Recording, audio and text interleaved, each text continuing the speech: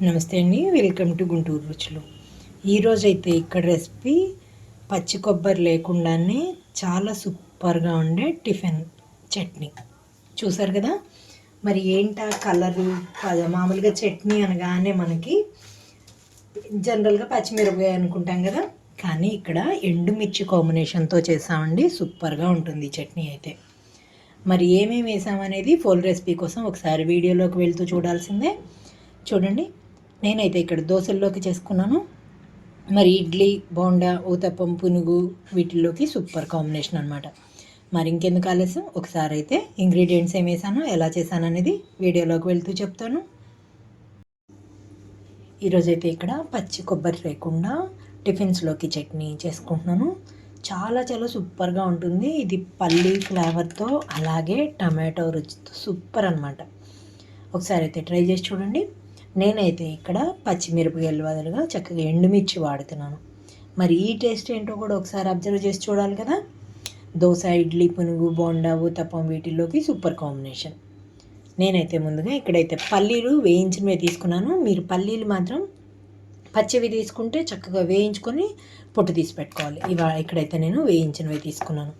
ఇప్పుడు వీటన్నిటిని కూడా కొద్దిగా వేయించుకుంటున్నాను. ఇక్కడ తాలింపు పెట్టుకుంటున్నాను. ముందు ఎండుమిరపకాయలన్నీ తొడాలు తీసేసి ఆయిల్లో కొద్దిసేపు వేయించాలి. మీకు మంటకాయలు అయితే తక్కువగా తీసుకోవచ్చు. మంట కొంచెంగా ఉన్న కాయ అయితే దాన్ని బట్టి మీరు ఎండుమిరపకాయలు అనేది తీసుకోవాలి కారం కోసం.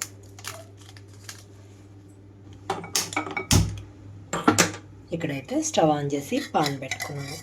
ఇందులోకి ఎండుమిరపకాయలు అలాగే టమాటో వేయించుకోవడం కోసం 1 టేబుల్ స్పూన్ వరకు ఆయిల్ తీసుకున్నాను.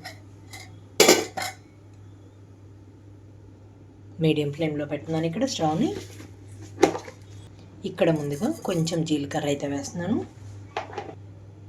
ఇక్కడ జీలకర్ర అంతా చిటపటమంటూ వేగేటప్పుడే ఎండుమిరపకాయలు కూడా వేసి వేయించుకుంటున్నాను.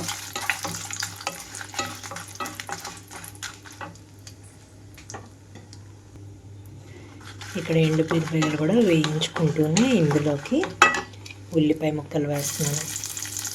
నిలువుగా కట్ చేసి వేసుకున్నానండి.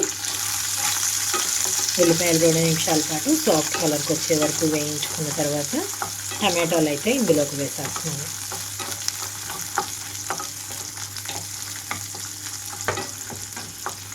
రెండు నిమిషాల పాటు ఉల్లిపాయలు కూడా వేయించుకుంటున్నాను. ఇక్కడ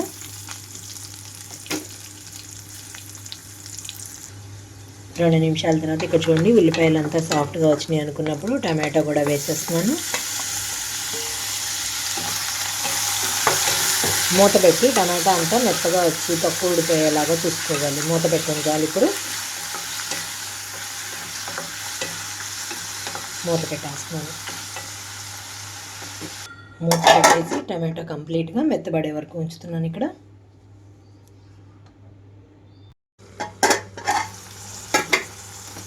మూత తీస్తున్నానండి. ఇక్కడ టమాటా అయితే చూడండి మెత్తగా అయిపోయింది. ఇక్కడ చూడండి టమాటా అంతా మెత్తగా అయిపోయింది. ఇంకా నేను స్టవ్ ఆఫ్ చేసి కొద్దిగా ఆరనిస్తున్నాను. కొంచెం ఆరబెడుతున్నాను. ఇక్కడైతే ముందుగా నేను కొన్ని వెల్లుల్లి రెమ్మలు వేసుకుంటున్నాను, అలాగే పుట్నాలు. దీంతో పాటుగా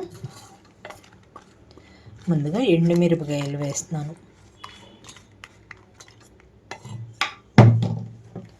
రుచికి తగినట్లుగా సాల్ట్ కూడా, అలాగే చింతపండు గుజ్జు.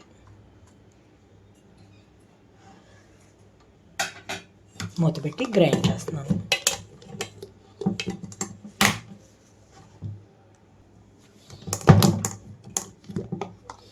ఇప్పుడు ఇందులోకి టమాటో, ఉల్లిపాయలు మొత్తం వేసేసుకుంటున్నాను.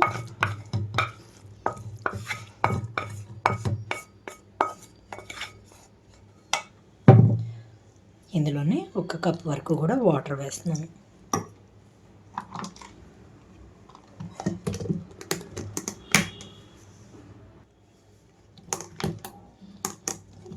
చూడండి మెత్తగా అయిపోయింది. నేనైతే ఈ చట్నీ కొంచెం జారుగానే ఉండేటట్లుగా ప్రిపేర్ చేసుకుంటున్నానండి. మొత్తం కూడా ఈ బౌల్లోకి వేసేసుకుంటున్నాను.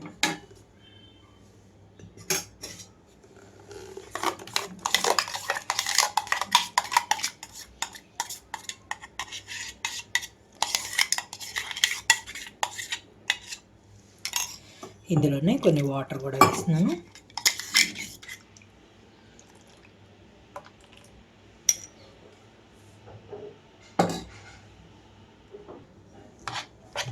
ఇప్పుడైతే తాలింపు పెట్టుకుంటున్నాను.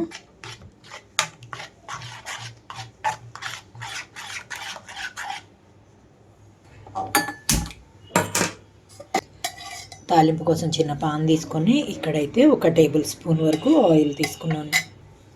ఇక్కడ చూడండి, ఆయిల్ అంతా హీట్ అయ్యాక తాలింపు గింజలు అలాగే ఎండుమిరపకాయ ముక్కలు వేసుకున్నాను.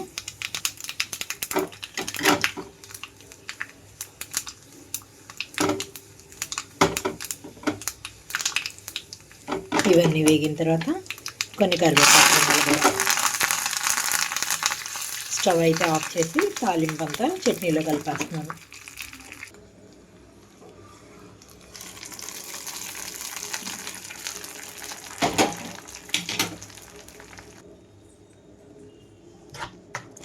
చూసారు కదా, టిఫిన్స్లోకి కొబ్బరితో పని లేకుండా చట్నీ సూపర్గా ఉంటుంది. ఒకసారి అయితే ట్రై చేసి చూడండి. ఇదే ఇంగ్రీడియంట్స్తో మీరు మీ ఒపీనియన్ అయితే కామెంట్ బాక్స్లో పెట్టండి. అలాగే మీలో ఎవరైనా మా వీడియో ఫస్ట్ టైం కానీ చూస్తున్నట్లయితే ప్లీజ్ మా ఛానల్ని సబ్స్క్రైబ్ చేయండి. అలాగే మా వీడియోస్ని లైక్ చేస్తూ షేర్ చేయండి. పక్కన ఉన్న bell icon all option click చేస్తే మేము ఇచ్చే వీడియోలన్నీ మీకు నోటిఫికేషన్స్ వస్తాయి. Please encourage me and thank you for watching. Thank you.